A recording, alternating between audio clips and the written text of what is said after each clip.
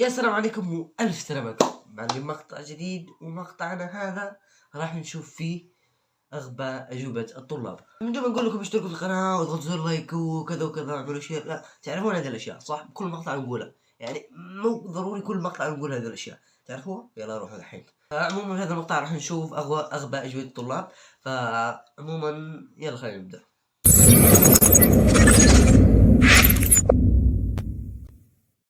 اوكي نبدأ بأول صورة معنا. هذه الصورة اللي مكتوب فيها HCONOONA.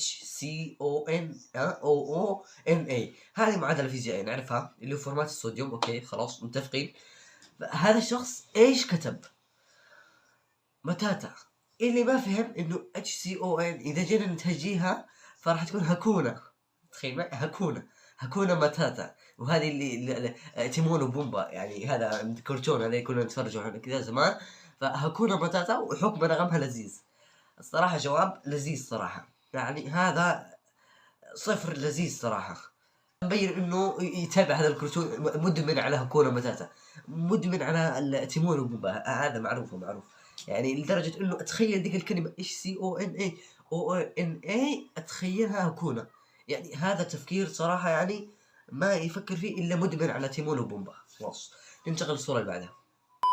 الصورة اللي بعدها علل ما يأتي. يعني علل معناتها يعني فسر أو أعطي السبب، يعني كأنه يعني كذا فسر ووضح يعني السبب. يقول لك أولا زواج الرسول صلى الله عليه وسلم من أم سلمة. هذا ايش كتب هنا؟ كتب قسمة ونصيب، يعني خلاص يعني الأستاذ خلاص راح يقسمك، خلاص مقسوم خلاص. خلينا نشوف الثاني. فشل يهود بني النضير في محاولة قتلهم للرسول. أوكي لأنه الله تعالى حارس الرسول صلى الله، استغفر الله، بس الله مو حارس لأنه يعني خلاص يعني هذا أكيد ولا تعليق. خلاص نمر للصورة اللي بعدها. هذا الصورة الثالثة معنا. يقول لك أكمل المعادلة التالية وسمي المركب الناتج. أوكي هنا إيش عمل؟ CH3 COO CH5 ما أدري كذا بلس H2O. الناتج هو يعني اسم المركب إيش هو؟ حليب عدني. أوه ماي جاد. هذا كيف فكر فيها؟ يعني هل صدق او لا؟ ما الصراحه ما ادري، بس معروف عليها غلط. بس المشكله هنا اعطاه نص، يعني صفر حبيبي. لو انا استاذ اعطيك صفر، او ممكن اتسلف منه اعطيه ناقص. حليب عدني الصراحه يعني اعطاه نص. هذا تعرف الاستاذ كريم او لطيف مع التلاميذ. لو انا لا اعطيه ناقص 2 يعني. خلاص فهمتوا. نمر للصورة اللي بعدها. يقول لك علل ما يأتي. علل مرة ثانية، علل اللي هو يعني فسر ووضح. يعني يقول لك يصب نهر الأمازون في المحيط الأطلسي. يصب في أسباب متعددة ليش إنه يصب نهر الأمازون في المحيط الأطلسي. ليش؟ سبب. هذا الطالب إيش كتب؟ يقول لك هذا بأمر ربك، هو اللي أمره، ولا كيف ومن وين جاء؟ الله ما عندك ها؟ إيش؟ أما خلاص يقول لك يعني إجابة منطقية.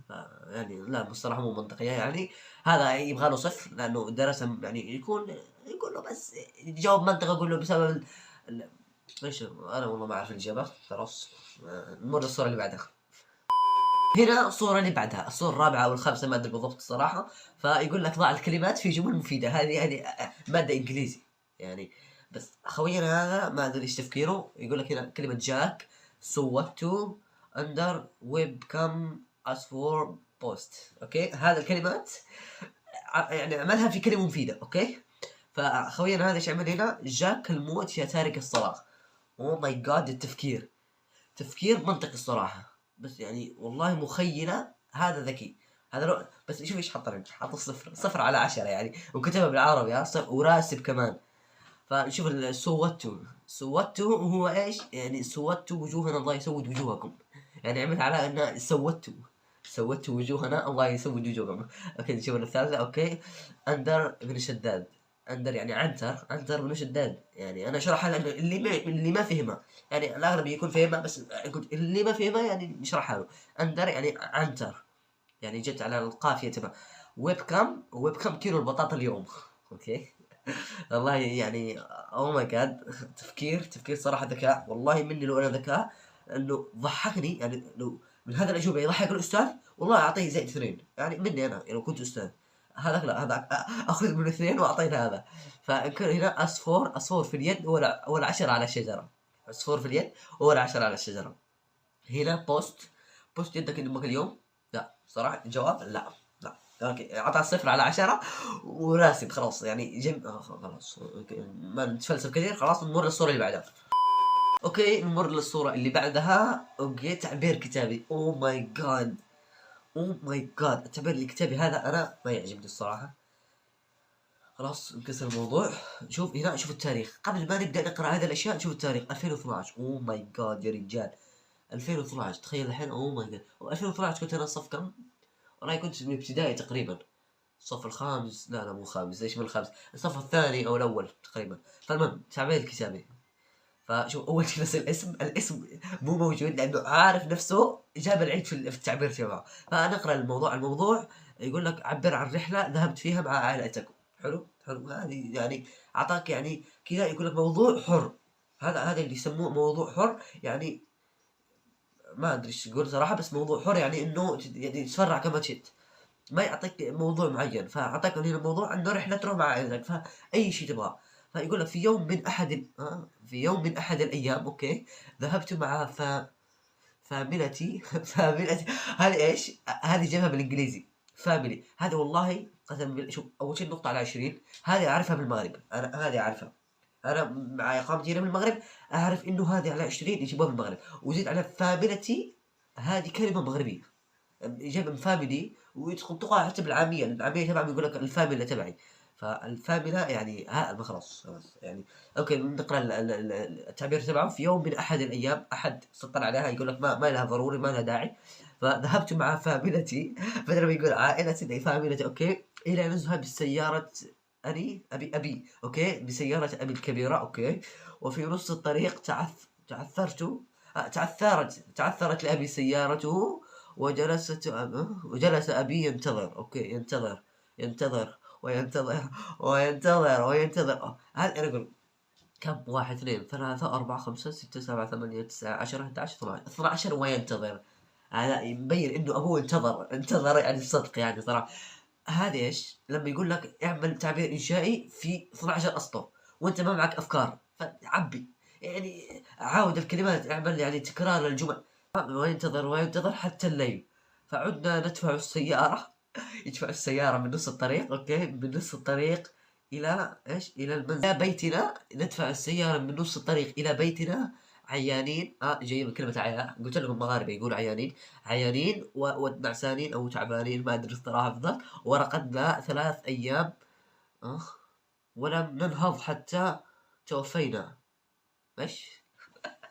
والله ما ادري ايش يقول. اوكي نظهر حتى توفينا، لكن لحسن الحظ الله يحبنا، عدنا من جديد حيانا نرزقون. اوه ماي جاد، اوه ماي جاد، الصراحة هذا مبين عليه التعبير تبع الثاني ابتدائي هذا او ثالث. اوه ماي جاد، ايش حط لي هنا؟ هذه كان كتبها وبعدين طمسها، قالوا ما هذا؟ ايش حبيبي ايش هذا؟ هنا الصورة اللي بعد يقول لك ماذا تعرف عن البحر الميت؟ سؤال البحر يعرفه، ماذا تعرف عنه؟ كان مريض ثم مات. جواب منطقي الصراحة، أي واحد يموت كذا يموت من مرض خلاص. أوكي نور الصورة اللي بعدها. هنا الصورة اللي بعدها ايش يقول لك؟ ماذا فعل الرومانيون بعد عبورهم للبحر الأبيض المتوسط؟ ايزي، ماذا فعلوا؟ قاموا بتجفيف ملابسهم من الماء. اوه ماي جاد، اوه ماي جاد التفكير. شوف الصراحة جواب منطقي الصراحة، ما كذب صاحب الإجابة. ايش قال هنا؟ اوه ماي جاد، لقد قررت اعتزال التدريس من بعد هذه ايش هذا؟ من بعد هذه والله ما ادري ما ادري ايش تبعك. المهم قاموا بتجفيف ملابسهم من الماء. جواب منطقي الصراحة، لو انا منه اعطيه الإجابة الكاملة لهذا السؤال. يقول لك موقف صلاح الدين الأيوبي من الصليبيين بعد معركة حطين. اعتقد يعني ما دام انه الجواب كان مبسوطا، حتى السين ترى مو بالسين مو بالصاد صح؟ لا اجيب العدنة. لا والله ما ادري الصراحه، بس لا اجيب العدنة. اعتقد السين صح. والله قلت لكم ما اعرف تعبير الانشاء. اوكي هنا بعد معركة حطين اعتقد صلاح الدين الايوبي فاز في هذه المعركة وكان مبسوط. يعني حتى انه الاستاذ يعني سطر على الاجابة، يعني سطر كان يبغى يمسك الورقة من النرفزة، كان مبسوط يا اخي. يقول لك كلمتين وبالاخير غلط. هنا الصورة اللي بعدها، اوه ماي جاد، من غير ما اقرا الكلمات شوف فقط التسطير. صل بما يناسب. اوه ماي جاد، والله العظيم ما كتب ويستاهل جائزة الطالب المتفوق الا هو. يعني طالب ذكي صراحة، يعني يبغى يراوغ الاستاذ، ها يراوغ الاستاذ. اوه ماي جاد، شوف ايش عمل؟ عمل كل سطر كذا ولصقهم بالنص. اوه ماي جاد، خلينا نشوف. اوه ماي جاد، يعني ما في مجال، ما في مجال انك تشوف. لو والله الصراحه طالب ذكي. وشوف ايش كاتب هنا تحت: توهق المصحح. يعني خلاص المصحح راح فيها. بس اوه ماي جاد، والله كيف خطرت بباله. هذا راح نجربها خلاص، يعني يكون امتحان نجرب هذه، فيا رب بس تزبط معنا. الصورة اللي بعدها يقول لك: مفاتيح الغيب 5 لا يعلمها إلا الله، اذكر واحد منها. واحد بس.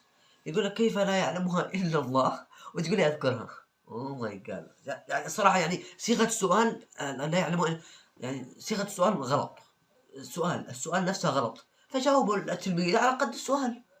كيف لا يعلمون إلا الله تقول لي أذكرها؟ اوه ماي جاد، والله التلميذ هذا يعني ما ادري الصراحه يعرفها وما يعرفها او مذاكر بس يعني جاوب على قد السؤال. السؤال معفن، عطى اجابه. نمر للصوره اللي بعدها واخر صوره اعتقد معنا. اوكي، الصوره اللي بعدها يقول لك: ماذا يفعل المسلم اذا اصابته مصيبه؟ هذا يقول لك يخبر الشرطه. تخيل معي، يخبر. هذا مبين ابوه شرطي، مبين عليه ابوه يشتغل بالشرطه، فيبغى يعمل دعايه واعلان لابوه. مبين خلاص. اوه ماي جاد، يخبر الشرطه. اوه ماي جاد، والله أجوبة الصراحة ما تدخل العقل، ما هي منطقية أبدا، ما هي منطقية. ف أوكي. لا نتنرفز، والله ما أبغى أتنرفز، فخلينا. أوه ماي جاد، أوه ماي جاد. شوف هنا، شوف هنا. أوه، قال له: أستاذ قبل ما يعني ترصد الدرجة أنا أحبك.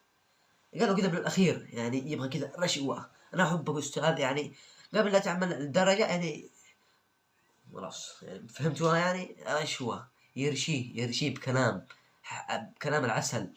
شوف يقول له: ها استاذ قبل ما ترصد الدرجة انا احبك، يعني عطني، يعني زدني درجات من عندك، انا احبك ترى، ها زدني درجات. اوه ماي جاد، هنا ايش يقول لك؟ بماذا صور الشاعر البيت السابق؟ يعني اكيد في صفحة ثانية البيت تبعهم يقول لك: بماذا صور الشاعر. التلميذ هذا صور، يعني معرفة انه صور كاميرا كذا، يقول له: جالاكسي نوت 2. يا اخي اوه ماي جاد، الجواب منطقي، بس يعني هذا يعني صور ما جت بمعنى انه صور التقط صورة، لا، صور بمعنى ماذا شبه، نعم، ماذا شبه الشاعر البيت السابق. هذا يقول لك صور صور بجالاكسي نوت 2. اوه ماي جاد، شوف السؤال اللي بعده: ماذا فعل جيش الفرس بعد خروج؟ اوكي، هذه نفس اللي قبل، غموض في ملابسهم. اوكي، السؤال السابق ما فاتح. اوكي خلاص، هذه الاشياء شفناها بالصور الاولى. ف اوكي، عموما كما قال اليوم، اتمنى انه عجبكم. يعني اوه ماي جاد، صراحه يعني اجوبه ما تدخل العقل، ما استطيع استوعبها. فعموما كما قال اليوم، اتمنى عجبكم. مع السلامه.